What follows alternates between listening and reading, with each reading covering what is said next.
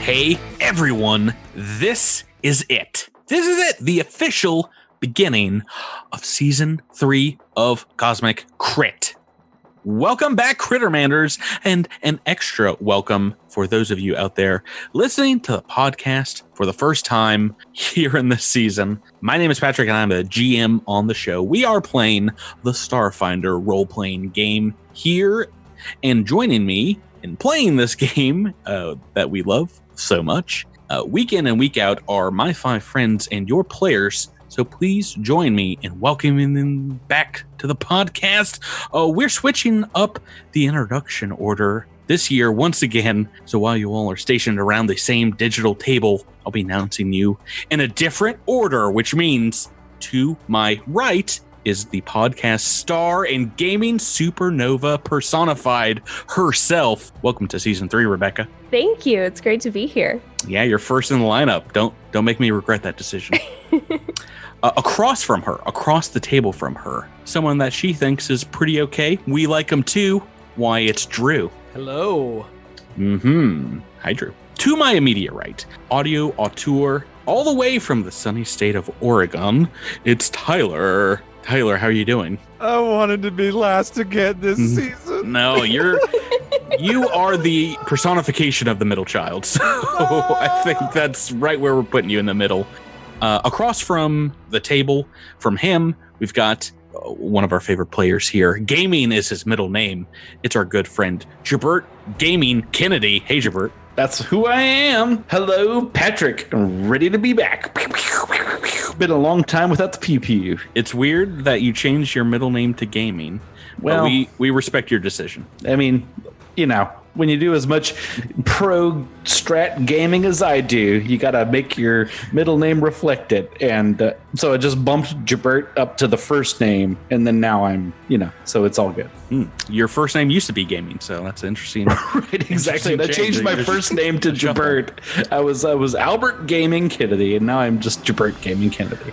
Across the digital table from me, last, but of course not least, Miles, welcome! Hello, Patrick. I am excited to get Season 3 started. Are you excited to be the anchor position in this season's lineup? You're bringing us home, buddy. I hope so. I hope I break the streak that Tyler and Drew have set for me. Yeah, there's a curse associated with this, right? Depending on how long this podcast goes on for, you guys are all going to sit there eventually. I think if I just say hello, I can skate by for a year and a half. Hello. Right, yeah. If you don't push too hard, I think you're going to be golden. Guys, welcome back to the podcast. Everyone have a great holiday season? I did. Yeah, it was fabulous. I got everything I wanted. I got it all and more. Does anyone have any 2020 New Year's resolutions you like to share? Roll less crit fails. I don't think you have what it takes to back that. I completely agree. But that's what New Year's resolutions are all about. Making false promises that you're going to break immediately. I swear, if you break it in this episode, I'll be very happy. I can almost guarantee it. I'm never going to roll a 1. Oh, good times. I'm gonna make good on last year's New Year's resolution, and I'm gonna play more strength-based characters. Oh, a little teaser here. It's a teaser for 15 minutes later. Right. So I think one of my resolutions is something that I owe to our fans, and it's that I'm hereby resolved as your GM, the podcast GM. I'm not going to take it easy on you guys this book. We've heard. I myself went so far as to infiltrate Paizo and write the AP that I wanted to play, basically. So I wrote a rough, gritty war adventure. You guys get to reap all the benefits, the untold glory, if you are able to survive the torment of shame. If your PCs are to fall, basically whatever happens this season is on you. I've made it so this is not going to be an easy road to hoe. You guys are going to have to work for it this season. I mean, you say it's on us, but I feel like more than any other season, it's sort of on you. Well, I feel like in other seasons, I might not know exactly what's on the next page. This one I've got. Or what the author's intent was. Yeah, No. there's no need to You got go that and fool look up dead to rules. rights. There's no Delesco settlement to worry about in this book. Yeah, I mean, I feel like we as players are pretty formulaic. Jabert and Rebecca will roll really well. Miles is either going to be really hot or really cold. I won't roll crap, and Drew will get distracted by loot in a different room on another planet. Hey, Or in the bathroom. I mean, yeah, Hey. that's that. Hey, he's calling it like he sees it. Season 4 of the podcast, you guys have to make yourself as PCs. Everyone plays a human. We'll go through that.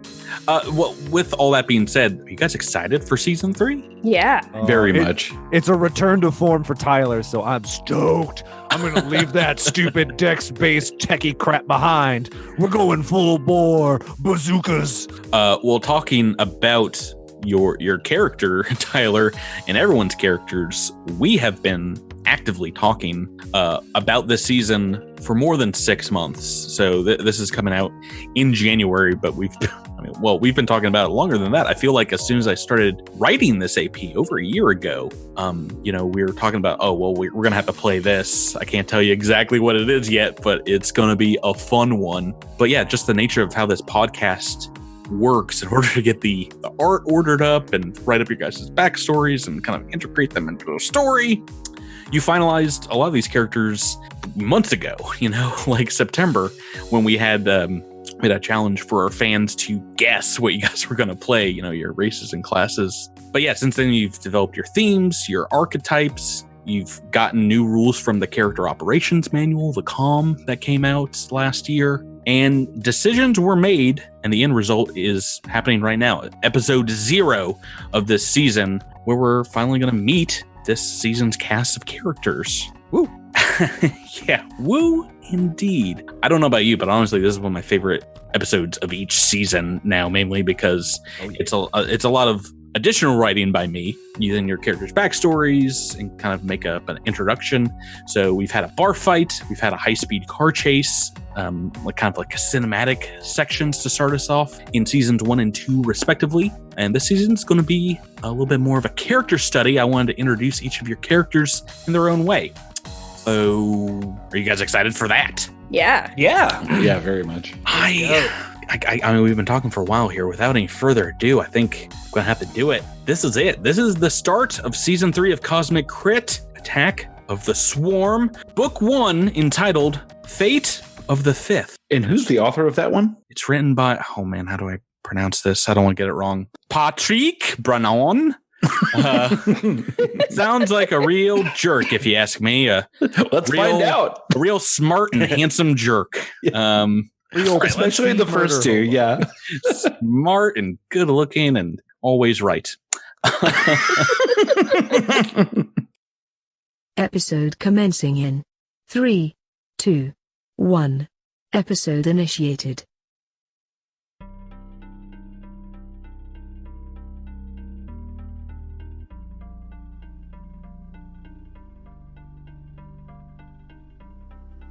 A hard wind blows across the vast expanse of open, lily-white fields blanketed in multiple feet of heavy snow. Every few years, Suskillon experiences a few extreme seasons, including this one. They call this the Dead Winter, as ice and snowfall choke the continent and freeze even parts of the ocean here, where the waves form valleys and sharp cliffs of ice over 30 feet tall. We pull into this desolate snowscape and see a lonely stretch of highway that cuts through this frozen tundra, heading south, and on it is a closed Suskillon Defense Force military truck. In the back of it, a dozen or so tired and cold soldiers who clutch their weapons as they feel every bump and catch in the road through the loud convoy's suspension. It's a solemn movement of manpower here as new recruits and veterans alike are getting shuffled among companies, moving from the front line to the back to a camp for reassignment. The only constant in wartime is that everything is in constant motion. You learn not to form lasting connections to any location as camps move sometimes daily, as the SDF tries their best to slow the swarm advance that has steadily gained ground every week over the last 6 months. Here in this truck, we see a human recruit with a tag on his shoulder beneath his ident that reads Hesselman. He breaks the silence and says, "Boy, these White Hawk storms come out of nowhere, huh? Satellite's showing it'll stop soon enough, though. I don't know, but weather hasn't been right since S-Day, that's for sure." Hesselman pulls out a small metal pot from his backpack and fills it from his canteen and adds some cloth bags of aromatic tea leaves. He sets the pot to boil with a small portable SDF-issued chem flame and sits down next to his brew. "Happy to share some with you all if you want. I've been shuffled around companies and battalions these last 6 months. Been trading stories for that entire time with fellow dusters like us here on the ground. Love to hear all yours too. I'll start with mine. On S-Day, I was working a summer job stripping old buildings from the early colonial days of metal wiring.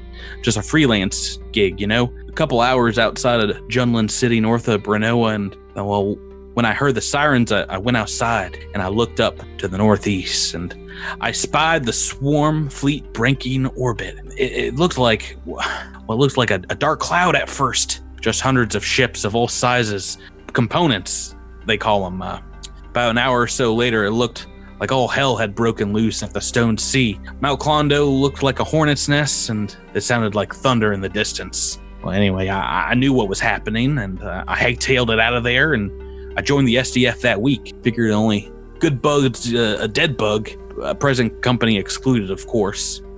He looks over to a large creature in the back truck cab, a large insect race. "Tyler, who are we looking at here? What are we seeing when we see your character?" So you see, probably maybe stooped over a little bit, because he is indeed large. A Trox coming in at about just a little over 11 and a half feet tall. But he doesn't have so much the telltale physical features of a Trox. He is thinner. His chitin has kind of a deep, darkish purple hue to it, and his limbs are kind of longer than a Trox's normal limbs, and they end in very wraith-like claws. He's just more gaunt, and from his chitin you can see these like little flickers of kind of a darkish miasma-like energy, and of course orange eyes. So not a big chunky boy like many Trox, but thinner, darker carapace, like you said. Yeah. And Devasho would look over and say, Do not worry. You cannot offend me here. I am interested in your tale. Please continue. Oh, well, I was mostly done. The name's Private Hesselman, Filner Hesselman. The most call me Filler Up because I normally work the motor pool. What's your name? Filler Up. I like that. That is good. My name is Devasho Atu. I got a cup of a Lupin Black here with your name on it, soldier. If you want to tell me more about where you were when the swarm landed. Of course. I will gladly take a cup. You know how to make friends, offering a nice hot beverage.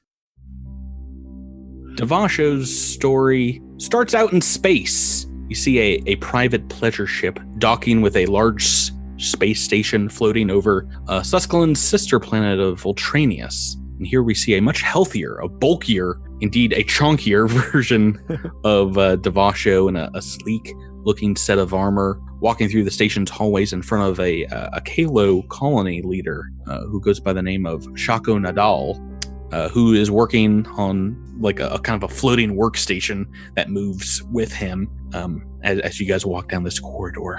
Shako says, Devasho, the humans in the system seem mostly preoccupied with collecting and spending credits. Do you find that to be true? Humans do like shiny things. I'm not surprised.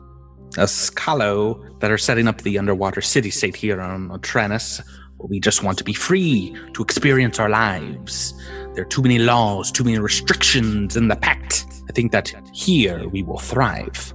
I think that order is important, but it's also important that we have our freedom to choose what we will. You both walk into a large restaurant, the place of a meeting, called the Aquatic, and you smell grilled Kraken clams and other delicacies. Kind of fill your nostrils. Shako says, I have a meeting here with a gentleman I have been warned against doing business with, one Gar Maldegero.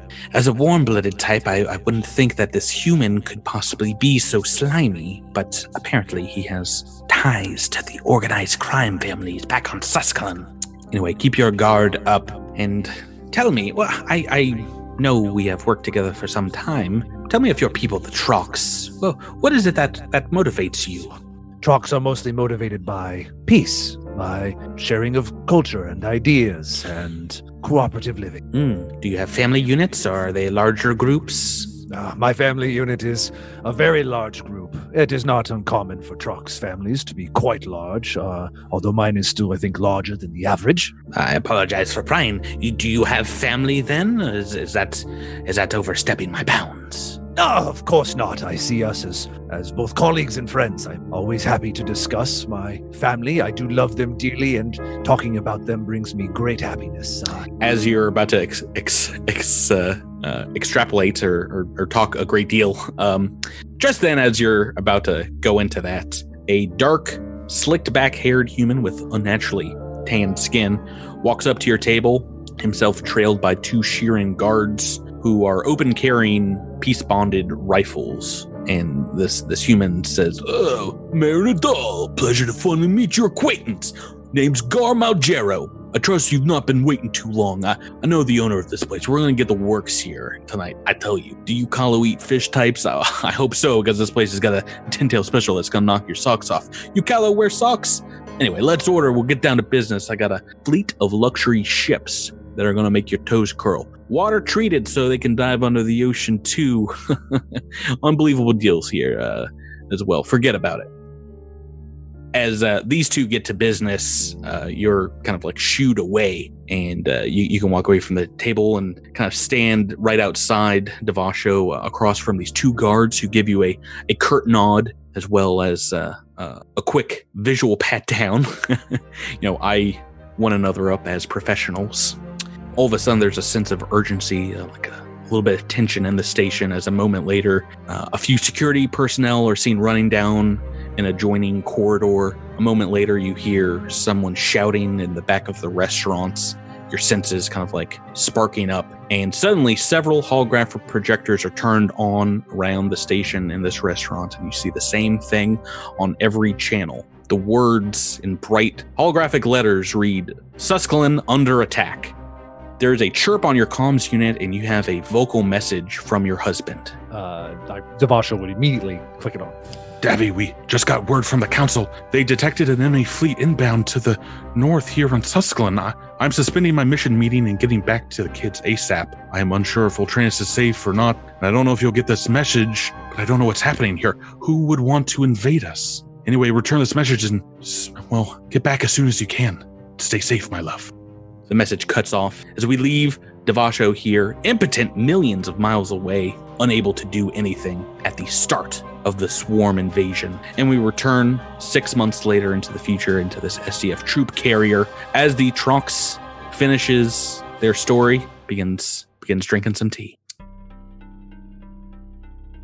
Private Hasselman passes the tea back along to another trooper, a human trooper to your side, and looking back at you, Devasho says, well, I'm glad you're fighting with us, big guy like you.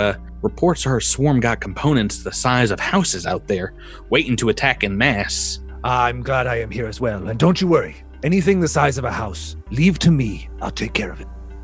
This lonely SDF truck continues on, traveling past one of the larger exits on this stretch of highway as a sign reads, next exit, Brnoa, 17 miles. It flies past you on your left. We still got a ways to go to get to the camp. If we're just getting to Brnoa now, plenty of time for tea and another story. Who's next up? Hesselman holds a cup of steaming tea that smells fruity, has some earthy notes. He sees a figure in the back blending into the shadows cast by the large Trox as far too little light filters in here from the canopy cover above. Yet you seem pretty quiet, soldier. Care to share your story? It's looking directly at your character, Rebecca. Rebecca, can you describe who we are looking at? Yeah, her name is Xenia, and she has these huge wings behind her as she steps into the light. She's got a somewhat petite, fit frame, but these gigantic wings, majestic, really. She is a Strix. Any other defining features? They are quite dark, these wings, I gather. Yeah, she has fairly dark gray skin, and she has mostly black wings, but they do have some iridescent feathers throughout. She also has sort of slicked back hair, black with some blue streaks in her hair.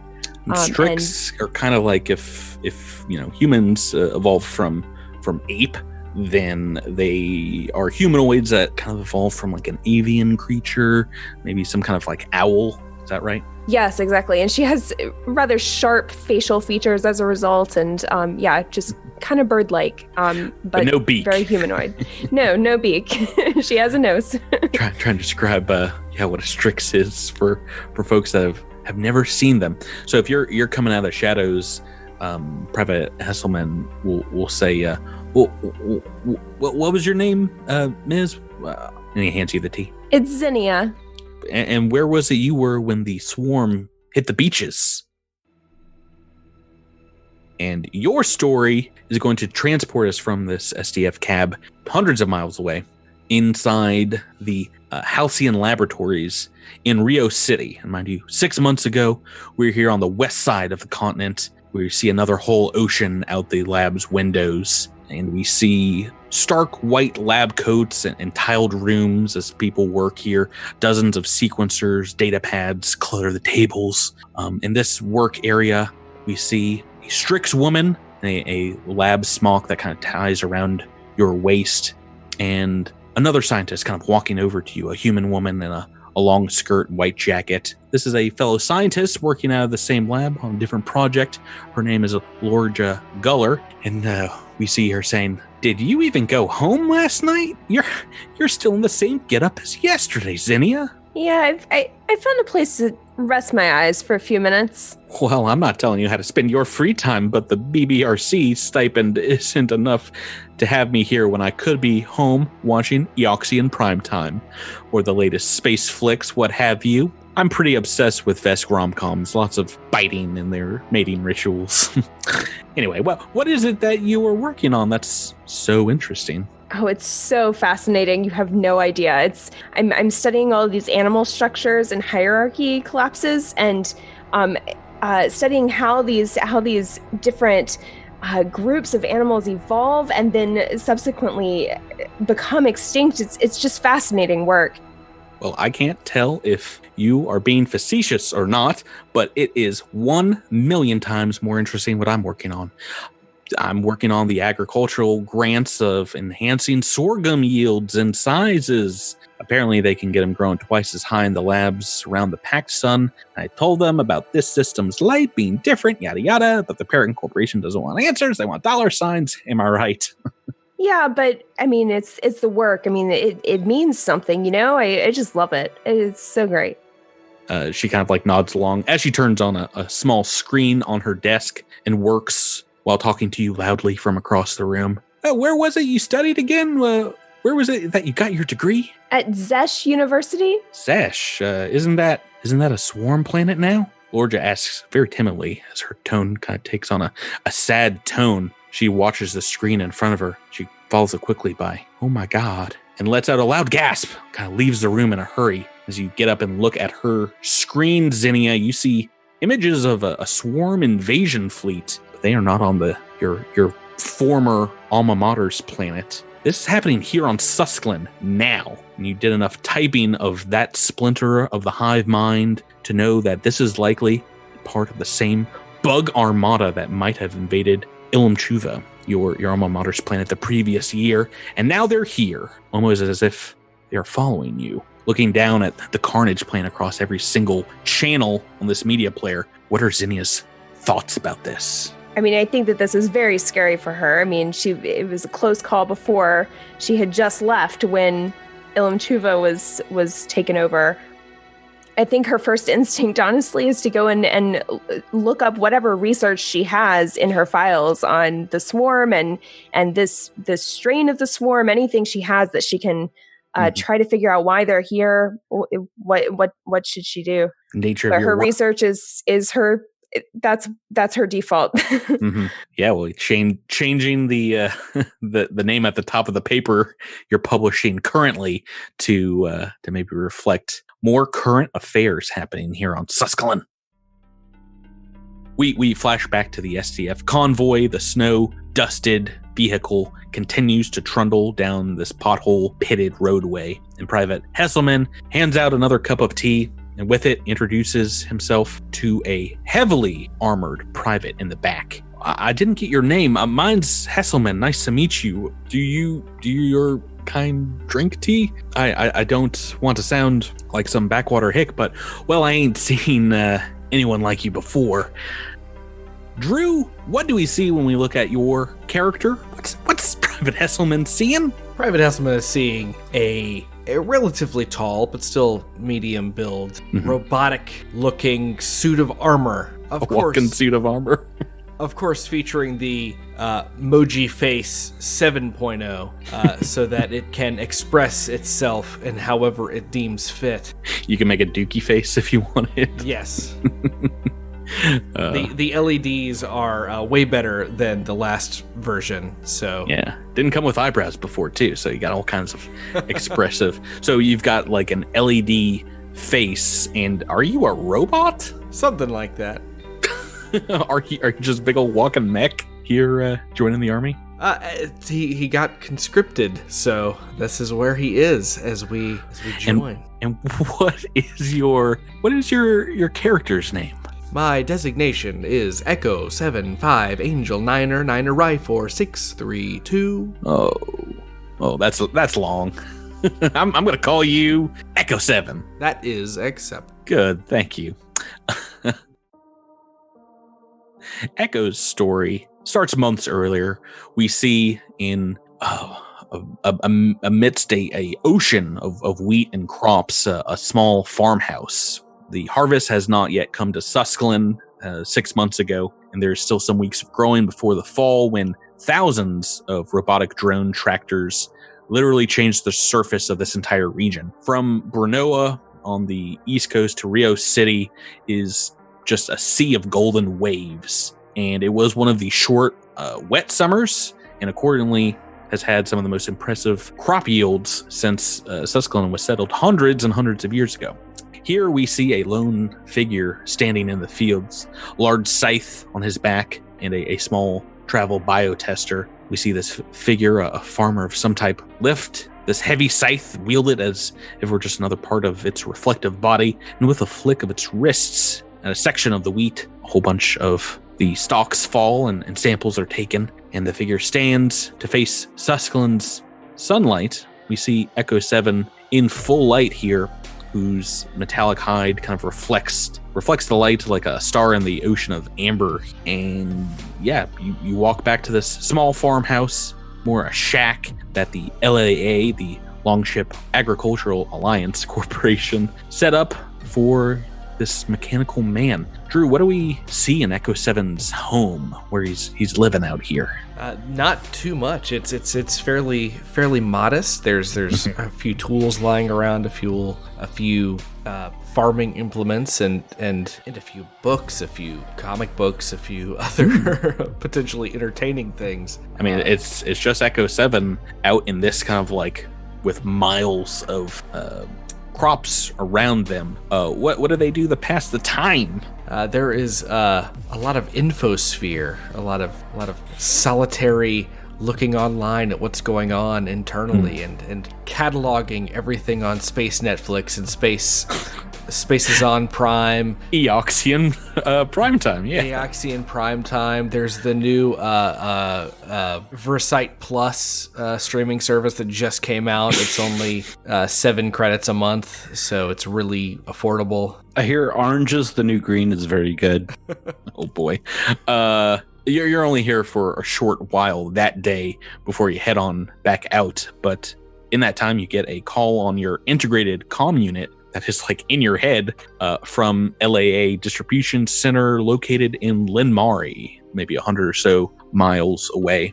As you answer, you hear a familiar female voice say, Unit Echo 7, report. Do you read us? This is Rita Cooper. Come in. I read you. Designate Rita Cooper. Yes, well, please transmit the latest data points when you get the chance. Corporate wants to present a potential germination quotient to Abadar Corps representatives by the end of the week. I'd like to get a jump on that, so I'm not here until after hours. Transmitting now.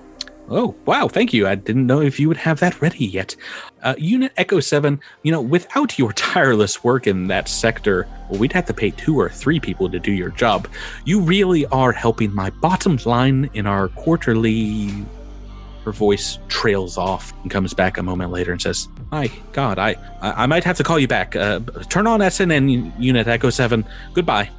She hangs up on you, and as you turn on the news, you see what nearly every set of eyes on the planet Suskillon saw that day. An enemy fleet of swarm ships descending on the planet that you have called home for some time. How does Echo 7 feel seeing this happen? Game over, man. Game over. Just quits and walks away. We're not doing this. Is like fear your unit's kind of first response or something similar? Yes. Well, along with that, maybe something you can't even acknowledge, your brain doesn't want to. Something inside you literally boils as fluid in your chest cavity seems to have a reaction to this this news development. Something guttural. A small amount of steam is vented out of your exhaust ports, along with an emotion that you might not have felt in some time, the emotion of rage. Back on the SDF transport, Hesselman has been studying you, then kind of snaps his fingers and says, I think I read about your kind. You're not an android or Anacite, none of them. You're something else too. Something out from the vast, right? I don't remember exactly what it is, but he's like rubbing his scratchy patch of a bearded face as he hands you some tea. But I mean, if you drink tea like the rest of us, and you're here to kill bugs, you're fine by me, partner.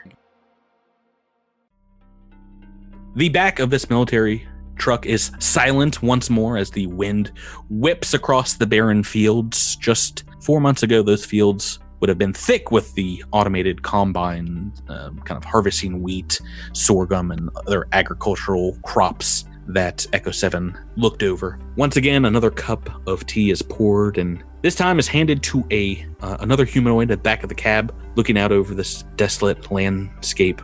Hesselman comes up to you and says, care for a hot cup, Duster? Something to warm the chitin up a bit? Jabert, who or what are we looking at here? A relatively tall Sheeran takes the cup from Hesselman and takes a tentative sip and then hands it back.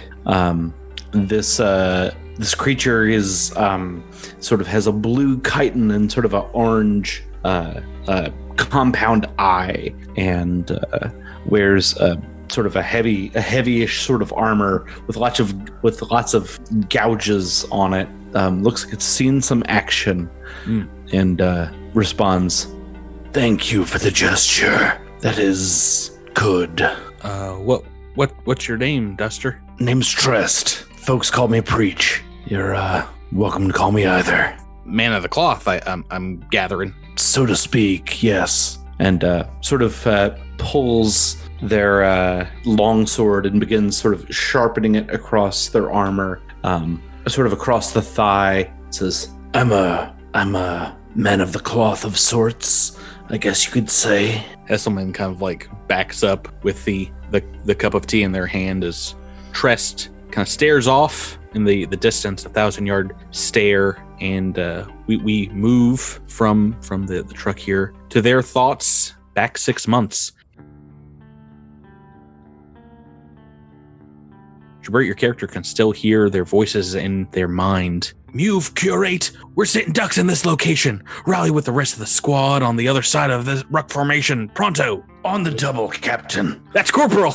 Corporal Chaplain Eustace, a.k.a. Bootsy McPubbage, your friend mentor, pulling at your SDF armor by the weapon straps and pulling you out of harm's way, and pushing you south as a hailstorm of enemy fire blankets your position. The two of you meet up with a couple other members of your squadron behind a painted rock and the water here of the Stone Sea up to your ankles as puddles stretch for miles around this inland sea. Lord, to save us! If I didn't have a sixth sense about these things, we'd be toast. Are you okay, Trest? Were you hit? Took a knock in the antennae. I'm fine. Trest, you look down at your body and you can see nothing but splotches of blue. Blue paint everywhere on you as the enemy SDF squadron has scored a hit as you ran from cover with paintballs. Lots of paintballs. Oh, it hurts still pretty bad. Terrible luck, Curate. Head back to the trucks and then I guess wait for the next round to start. We'll endeavor on without you, as hard as that might be. Come on, men, to victory! They charge out from behind the rock. The rest of the war games continues as you walk in the afternoon summer sunlight toward base camp, your toy gun held above your head so you can kind of rest your arms on it. Tress, you remember that day well as the sunshine beats down on you. Your stint with the military has gone well so far. You're well respected in your unit. You've been given some distinguishment awards, and the feeling of contentment and joy, though, is short-lived as you are trundling down the road. You sense a commotion at the base camp as you see soldiers scurrying about, and that's when you feel it. A psychic feeling that you haven't shook since that date. It was a pall that kind of settled down upon you the same way a cloud then covered the Suskillon sunlight. So too did the feeling of an oppressive mind frame darken your spirit, darken this world. You feel your two full intact antennae twitch uncontrollably as you're forced to turn around, and that is when you see it. You see hundreds of starships, swarm vessels, components bursting through the stratosphere, leaving trails of white clouds behind them. A few seconds later, and you hear the sonic booms as they rip through the air and begin to descend downwards above you towards Mount Clondu. They sound like the sky is just being torn apart as the ships kick their air brakes on and move into cruising speed towards the mountain about a mile away. Tress, before you know it, a truck rumbles past you and then another, and finally an SDF mobile striker vehicle screeches to a halt next to you. A sergeant pulls you bodily into the vehicle, handing you a live fire rifle. This is it, Curate. This is real. I'm ready, Sergeant. It's not a simulation. This is from the tip top. They just sent down confirmation. The swarm landing party is here, and we're clear to engage. Are you ready for this? Suskillon! And just like whacks himself in the head. With like a salute, or just like hurting yourself? No, just like in the helmet, just like punching the helmet. Yeah. What's Trest's reaction here? You are about to go into like a real battle for the first time. I think this reaction is just almost a bloodlust. Like maybe the Trest's sort of dander is up from this training that they've been going through, and suddenly someone's come along and told them, yes, all the training you've been doing, it's all for something. It all means something. It's all important. It's important. And now you can be the hero. And so Trest is sort of a little misunderstanding of what they should be feeling at this moment. Oh boy, I'll tell you what, the adrenaline spike that they get now is very different from the one when you got hit with a blue paintball. Right, exactly. When Trest got hit with the blue paintball, it was sort of like, ow, oh man. Well, but yeah, I guess there's a disappointment there, but now the feeling is very much more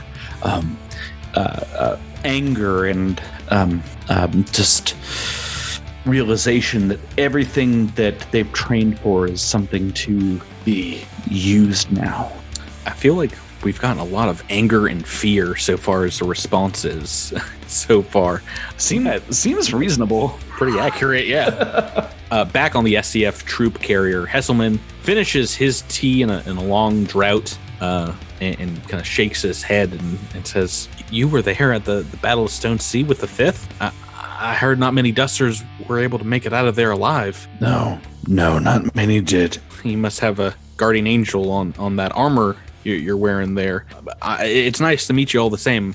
I guess we can, just enjoy these relaxing potholes in silence if you want from here on out. And Trust laughs a little bit. Says, "Yes, it's a guardian angel."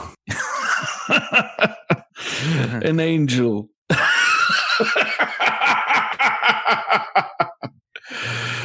Oh, I like you, Hesselman. Hesselman is shakingly kind of putting up his tea set and says, "Oh, okay. Thank you for sharing that with me." He says, not knowing that there is still one member of the convoy still left. Miles, he seems to have overlooked your character. What does your character have to say about that? Nothing. No. My character is quite used to it and is also fairly indifferent. He may hear a rustling from a corner that he overlooked. A rustling in the hedgerow in the back. If Hesselman does indeed hear that, he says, "What? Oh, is someone else back there? I'm sorry, I didn't see you. Say, what's this trick? Who's back there?" Well, so I would imagine the as they're driving by, maybe a light kind of goes by, and he sees a dark suit and maybe a floppy hat over this diminutive little figure who stands no more than 16 inches tall. Oh my! So he's got a full long overcoat buttoned, a nice larger classic fedora, an actual fedora, both dark navy blue. He's got a messy shirt that hides his second skin armor and a loose tie over it with little pants and little garnets on his little Rexolite legs. Oh my! A Rexolite. Sorry, I didn't see you, little guy. Care for a thimble of hot water and dried plant leaves? I'm sorry. Are you allowed to drink this? So he just nods and takes the drink and knocks it back in one gulp. Oh my! What gives it back to him? What's your name, there, soldier? So you want an origin story? Fine. Marlowe's the name. Sprouts Marlowe. P.I. That's Plan Investigator for you mooks not in the know. Sit back and stick this in your ear, because I don't want to repeat myself. There I was, 6 months back, living life to the fullest aboard the Rexolite Crown Canopy garden ship. A mean old bird that was there during the swarm invasion of the pack, made it through countless scrapes. It was a home away from home for Rexolites like yours truly, our gin joint in the stars. I had just flown in from Absalon Station, a 2-week jaunt in the drift, sharing cabin space with the Asoki family with an allergy to soap and water. Had a practice back in Absalom, little hole in the wall. We help the helpless, for a price anyway. Never claimed to be a saint, and this ain't a charity. But someone goes missing, ain't a soul listening to you, you saw something dirty go down, or the entire filth of this wretched galaxy is coming down you, you come to us, Marlowe and Briar. Now, Briar, she's a wise tulip with 2 lips, and let me tell you that mouth could move mountains if she wanted. Gift of gab wasn't all she was blessed with. I've seen her take out goons 4 times her size without rustling a pedal. She also has a penchant for the hard cases, the ones that took months to close. I'd say she was more a thorn than a boon to the office, but she brought in some heavy scores that kept the lights on. She's got my back and I got hers. And unlike me, she's a people plant. Got a soft heart. But I was out looking for work when I got a message to meet her at the Crown Canopy ship, the Emerald Spike. Had to muscle my way past all the big palookas like you on the station. Well, just about anyone in, from human magickas to giant blue bears. When I found her, she just got back from assignment. Was holding the case file of another lost cause with that goofy look in her eye. Briar says, "Marlowe, it's an android runaway. Her mother, the one that raised her, is worried she had been kidnapped by some cult way out in the Suskillon system. There is a complication, though." She hands you a vid screen with a breaking story on the front page of the Daily Bellflower news site. In black and white bold letters, the word Suskillon invasion by swarm sent a chill down my stamen. Seems like this job will be a complicated one, and perhaps an expiration date closer than a carton of Yoxium milk. Briar says, "I want to confirm some facts before we get embroiled in this case, but I will meet you there on the ground. Sprouts, hopefully we can get her out of there before things go south on Suskillon." Something about this case stinks 6 ways a 7th day. I turned up here months ago on Suskillon with a name and a photo. Haven't made much progress yet. They say all the flowers of tomorrow are the seeds yesterday, but all I'm finding is fertilizer. Seems everywhere I turn up, she had just left. Worse yet, haven't been able to contact Briar. So that's 2 dames I'm looking for now. Dollars to donut, she joined up in the war effort some way, getting moved around between companies and all. But so far, it's been a dead end. Swarm. That's not an avenue I want to go down. Nasty customers. And I'm just a gumshoe, not a war hero. I've got no desire to punch my card in for some grand cause. Let every Tom, Dick, and Harry with stars in their eyes chase that dream. Not me. But if joining the SDF means I can stay here and give Briar a chance with this case, that's what I aim to do.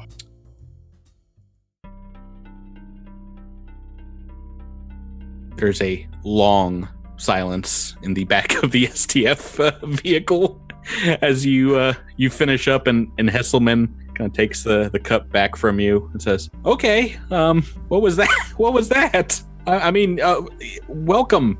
It's good to have you on our side. Sprouts Marlowe? Mm-hmm. Okay. Well, it's nice to meet all of you. As soon as you kind of get done talking, though, you can feel the truck slow kind of begin to make some turns off of the highway, and Hesselman collects his gear back in his backpack and says, "Oh, this must be it. Camp Cavalier. Time to get our war faces on for the new unit, soldiers." It's another few minutes as the truck winds through some snow-covered ray clay hills before coming to a halt. You hear the engine idling still before being able to hear a very distinctive sound. Flop, swap, flop, swap. A pair of boots trudging through the mud and slush to the back of the vehicle. The gate at the back of this truck drops, and you hear a voice call out in a scream. "Fresh meat! Line up single file! Get your behinds in the dirt dusters! I ain't got time for lollygagging reinforcements that don't know how to double time! Come on, come on, come on!" Everyone rushes out of the vehicle. From the cabin, you see before you a small gray furred creature wearing an SDF uniform with a sergeant's icon on his shoulder. The hair on his head shaved into a mohawk, and his 6 little hands curled up into bald fists at his side. There's a Skittermander soldier whose uniform is decorated with a few combat medallions. He says, "I'm Sergeant McSkitters, and I am in charge of running all you transfers through your paces here at Camp Cavalier. I'm going to help you, all right. I'm going to help you not be useless sacks of phlegm on the battlefield. I don't care if you've seen combat or you're as green as a Gorin's bottom. By the time you're done with training in these exercises, why, the Major will be happy and he'll welcome you to the Fighting Fist Battalion. We are the rear guard today, and we're going to be the front line tomorrow. Are there any questions?" Sir, no, sir. If no one else has any questions, maggots, you drop to your hands and you give me 100 push-ups. I want to see you all in fighting form. Move, move, move, move, move. There's a series of small claps as you make sure you guys are down on the ground. And it's time to start the training montage here. As you start doing your push-ups, this irascible little Skittermander comes over to you, Devasho, and walks on your back legs up your spine and stands on your shoulders and says, Big fella like you looks like you need a little more weight to you. Let's go. Piggyback ride time. Up and down, up and down. I want to ride the horsey. Thank you for the challenge, sir. I need everyone to make me a strength check. DC 13. Tyler, don't worry. Yours is DC 15. Oh, cool. Also, you know how I feel about first roll strength checks in APs. Yeah, it's basically your go-to. Oh, good. I am my -2 goodness. strength, so this will be great. Yeah, oh my goodness. Sprouts Marlowe making the DC. With Sprouts all Marlowe are due doing well. respect, this is unnecessary for my form. Oh, what did you roll, Drew? Natural 20. Oh, geez, Louise. Nice. So yeah, you're in there like one-handing this thing. I mean, Sprouts Marlowe also doing very How did I pass that? well. You know what? Raxlights have are robotic little like Dr. Octopus arms called Elfan, and I imagine like that's doing a lot of the lift. Probably. I mean, my robotic arms have more of a chance to break down than get any stronger with this. It seems Already. And hey, Tyler, what do you get? I'm keeping the trend. Roll a 5. That's an 8. Oh, Zinnia an 8. Boy, Tress an 8. The characters with maybe a little bit of muscle or some tone to them having difficulty here. Failing this check, you guys are fatigued basically for the next 6 hours as your muscles, your tendons are aching every time your arms, jostle against your armor. They light up in pain after 100 push-ups. And after that, Sergeant McSkitters, he's putting you through the paces. You're like charged, for doing like 50 laps around the course here, has you running around what looks like a training ground made up of old barrels, wooden walls, beams. So there's some climbing involved, just obstacle courses of all shapes and sizes. About halfway through it, he calls everyone over, after you've been training for about an hour, and says, Ladies and gentlemen, it's time to see how quick on your feet you are. Up the steps, across the pit, go, go, go! Sergeant McSkitters points you to a narrow, foot-wide icy beam 10 feet over a frozen, muddy pit, and throws you a huge medicine ball as you step up to get across it, and says, Up and over! You cross it until you make it. This is very simple, guys. You know what this is. It's a DC 10 acrobatics check, and everyone gets to make it. And you can fail and still cross slowly. He will be berating you the entire time with his 6 judging hands. I have good news. Zinnia auto succeeds at this. Oh my goodness. If you try to fly over this pit, though, he chucks a medicine ball at you. Do it fair. No, but if you fail this DC 10 check by 5 or more, you are going to take a tumble of some guaranteed damage. Let's get some checks going. Acrobatics. Oh boy. Oh man. Oh boy. Here we go. Shouldn't have worn that heavy armor. Where was that last roll? Oh no, Devasho, what did you roll? I got a natural 20 on something I should be bad at. Well, I failed my New Year's resolution already. A natural 1 for I told you, Miles. false promises for days. Natural 1. We've got a pass from Echo Set. Basically, everyone that failed the last one. No, wait, Drew, you passed both, right? Yes. Miles and Jabert, Trest and Sprouts have failed here, but believe it or not, with a natural 1, Sprouts is able to climb across very slowly, just little wooden legs going tick tick tick. Trest, Jabert in full armor, is falling into the mud, taking D6 points of damage. You're gonna have to roll again for me, buddy. What? 5 points of non-lethal damage. Yeah. Poof. There's a rock Alrighty. in that mud. 7. Oh my goodness, just slightly better. So yeah, the second time you are caked in mud, and it is freezing cold. You hit it, and it doesn't really cushion it that much. But the second time around, you are a little more cautious. And while Sergeant McSkitters is screaming at you, you're able to make it across. And as soon as you get across, he's like, Get back in there. I'll have you out here until morning until you all can do this well. and he's running around the camp, making more laps. The next set of obstacles, about an hour later, he's running you through, is a series of tires and then crawling through the same freezing, icy water and mud beneath a large path of barbed wire. And McSkitter says, Heads up, chins up, and then you're on your knees crawling like baby skitterlings looking to latch onto your mama. But mama's not here. Her cookie and juices are millions of miles away. The only hugs you get out here is the cold embrace of death on the battlefield. Move it, move it, move it. as you guys are going through this next part, go ahead and make me a DC 10 fortitude save or survival check, I should say. Let's see where the rolls are rolling. Miles, a pass. You're like able to walk underneath the barbed wire, crouching down. I He's made only it like 16 inches tall, so I mean, like you like stoop a little bit. It's like, oh, the ceiling's a bit too high. he just like dusts his coat off. DeVasho is just dragging barbed wire behind him. He's physically incapable of being that low to the ground. Boy, oh boy. Trest is struggling a little too. Having trouble, yeah. Zinnia, Devasho, even Echo 7 passing this. Flying colors, but Trest, yeah, at this point, you have earned the ire of Sergeant McSkitters, and he's like pelting you with rocks and small things, just like 6 arms tossing stones at you, basically recreating some battlefield action. What we have here is a failure to communicate. This is, what did you roll here? This is an 8. You did not fail this one by 5 or more, so you're not taking more damage, but the cold is almost getting to you as you're put through these paces, and as you're zipping through this course, maybe like a stray bit of wire kind of snags on your armor, almost makes a wound in you, but you're able to get yourself free. And it is hours later, after running these obstacle courses over and over with maybe like a small cooldown period in between.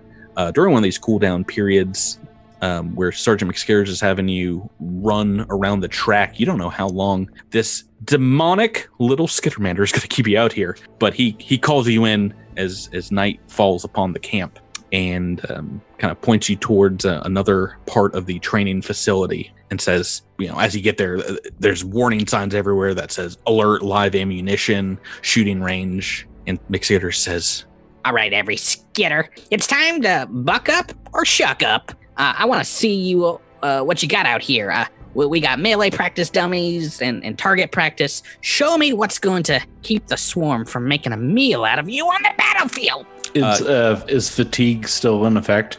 Fatigue is still in effect, yes. Feel free, though, to perform whatever combat maneuver you would like here on some dummies. You guys, if you're shooting guns, it's a target's 30 feet away or 60 feet away. And the melee targets are just these big, bulky metal and wood constructs that kind of look like scarecrows. AC is 5, so go to town. Who wants to go first and kind of show off a little bit of your class abilities or your attacks at least? I guess Sprouts would. Do a little trick attack, just kind of little fancy gun work. A trick attack, you say? So we're talking operative here? We are talking operative. So what does Sprouts got for a weapon? Azimuth laser pistol. Part of his race's, I don't want to say ability, but what would you say, characteristic? I mean, if you're talking about Elfan, that's a racial ability. Okay. It is something developed by the Raxalites that allows them to operate in the what's the opposite of the Lilliputian world? What's the tall world? Well, you're kind of like a Lilliputian here, and you've got these right. aforementioned kind of like snake-like arms, vine-like arms, I should say, that can hold a weapon. Yeah, and they just kind of grow around the weapon itself. But he's been so used to it, so he's kind of just doing a little fancy gun work to show off a little bit, so that people won't necessarily underestimate him. So feel free to start with a trick attack. What are you using for your trick? Oh, I'm a detective sense motive. A detective operative. Okay, yeah, he's a gumshoe. All right, you've rolled CR 12 or lower. I hate this AP already. So I deal 1 additional damage, and believe if my stuff is correct, I believe I rolled a 12. 12 to hit. So like I said, just AC 5. So you're able to hit this target out there about 30 feet and 4 points of damage. McSkitters seems impressed. Perhaps they've not seen someone smaller than them, but you've earned the Skittermander's appreciation here. Who wants to go next? I've got the power. Oh boy, True. What is happening with Echo 7? They've been quiet this entire training. They've had some quippy lines here and there. Do they quote the entirety of In the Army Now, or I'm trying to think of other stripes? That's the fact, Jack. Oh boy, it's going to be a long season. What's Echo 7 got for a weapon? He is going to level his hail cannon, Sub-Zero hail cannon. Oh my gosh! And blow this dummy away. Well, the dice are going to determine that. Let's see. I believe that hits. An 8 on the dice, that will indeed hit. So a massive blast of Sub-Zero. I'm not sure if it's pellets or some kind of cold and piercing damage, blasting the target 60 feet away with a hit. And, chill out. Oh, you used that one early. Okay, for someone carrying a nice weapon. McSkitters says, "All right, move back on the line. That's pretty impressive, I guess." Next, who do we got? Zenny will go. Yeah, The she's Strix. gonna. Yeah, the Strix. She's gonna spread her majestic wings, show off a bit, her plumage, if you will. Have you not shown off enough in this obstacle course already? You, I think, just destroyed every single roll, including the one you didn't have to roll. No, I missed one, but.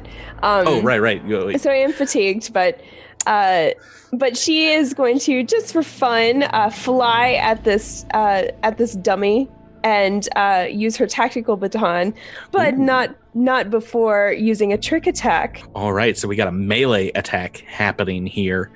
Go ahead and what do you roll for trick? We've got another operative action happening. Yeah, so Zinnia is a ghost operative, so she uses stealth for her trick attack.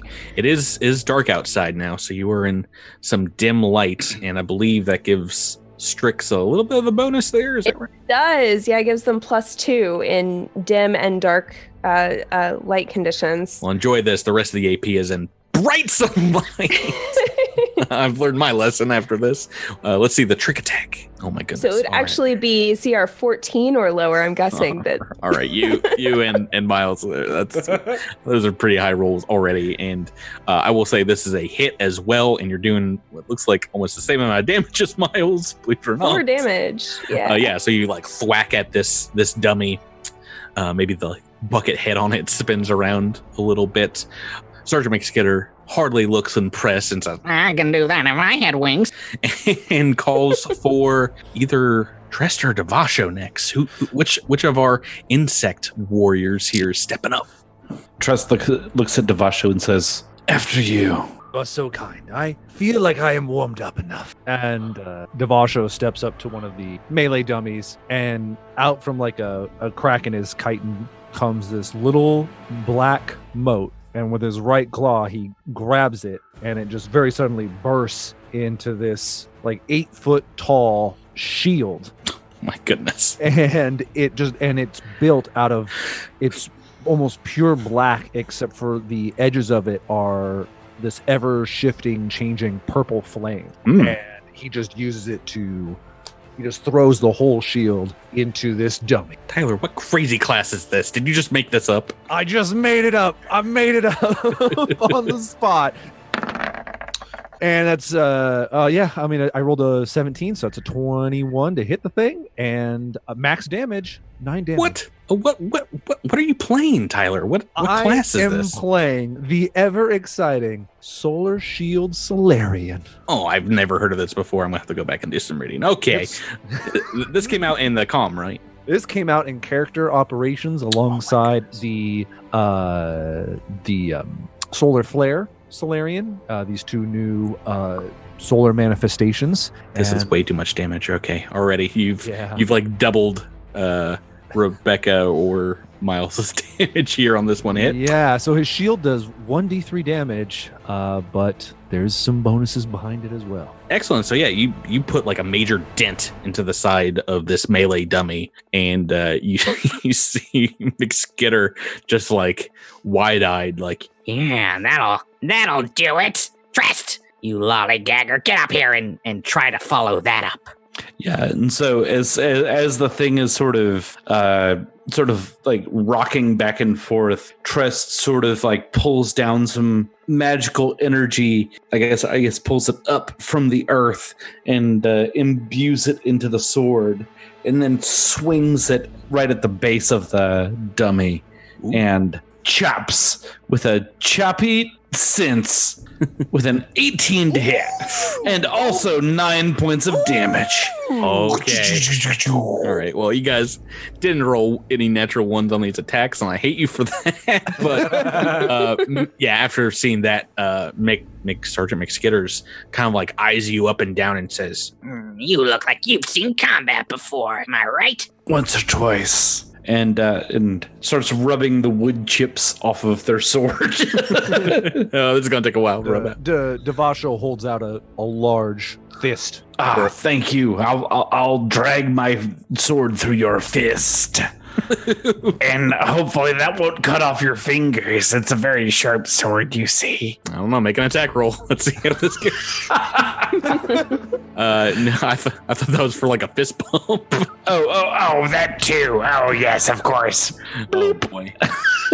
These cultural differences between bugs. Yes, Echo 7's I face will forget be about set the to the surprised emoji for the next 5 minutes. Oh, yeah. Okay. Well, I hope you've rolled all your good attack rolls here in the training facility.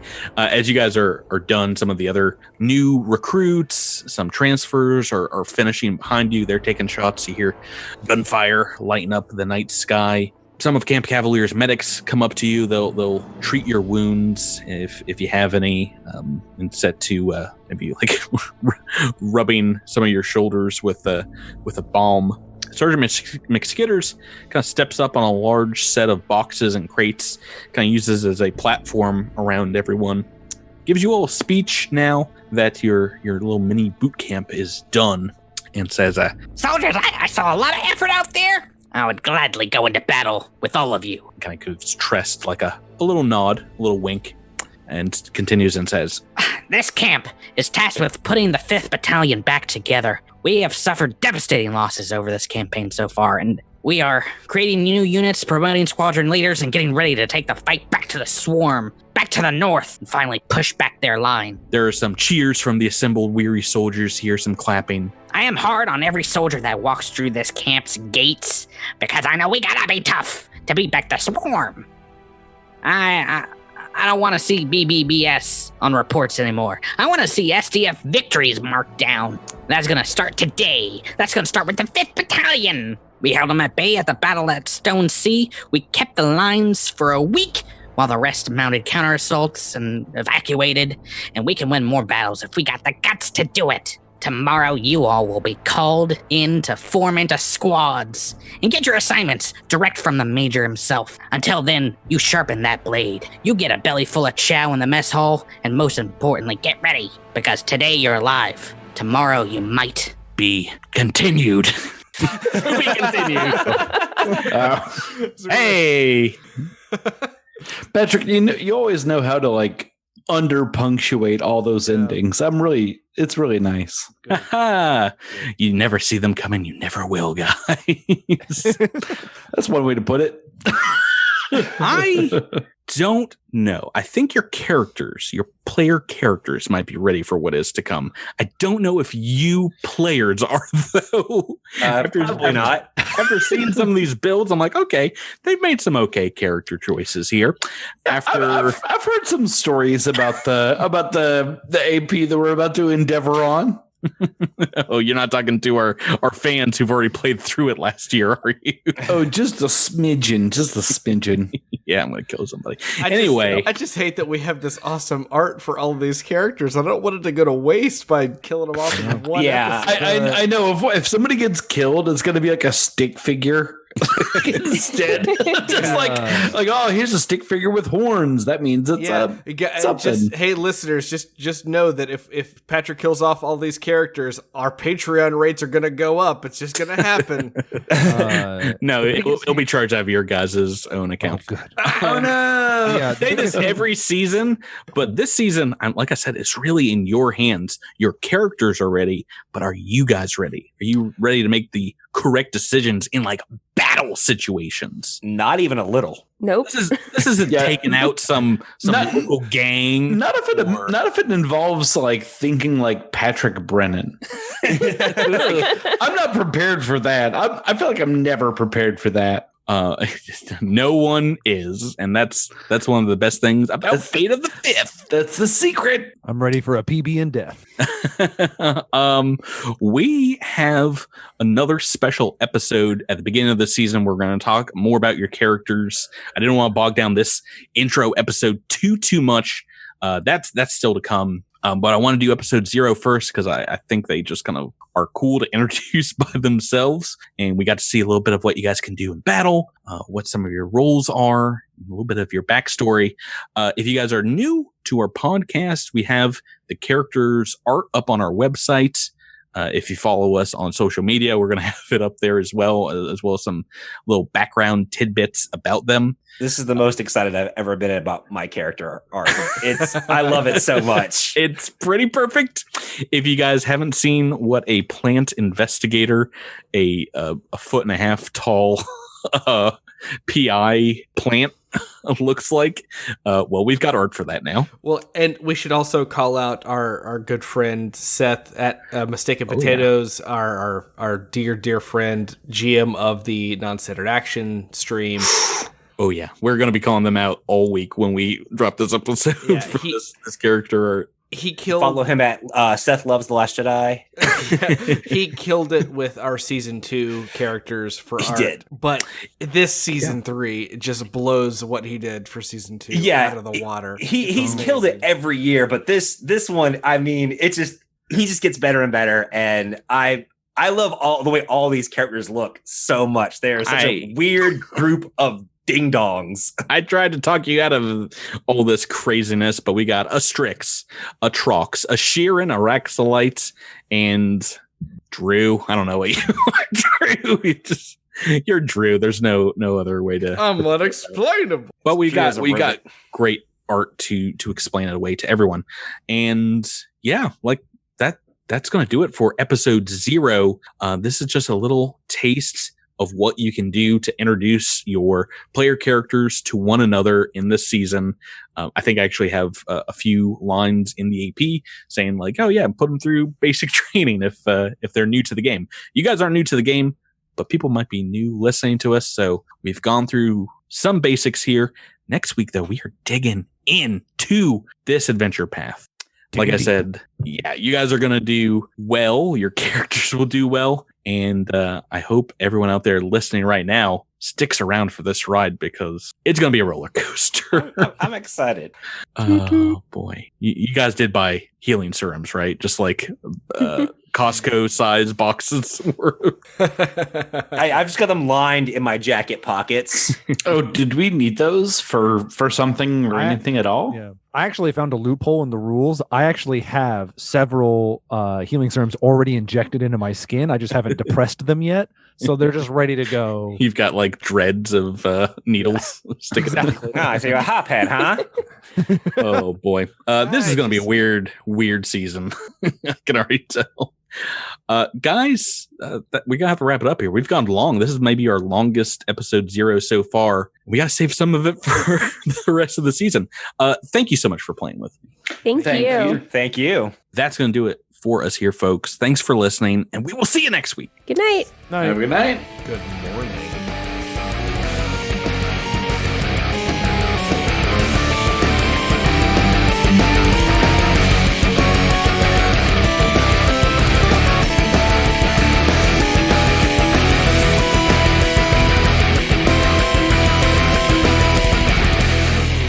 Thank you for listening to this week's episode of Cosmic Crit. This episode has been made possible through a sponsorship with Roll20 and the backing of our Crittermander fans on Patreon. Thanks again and have a great week.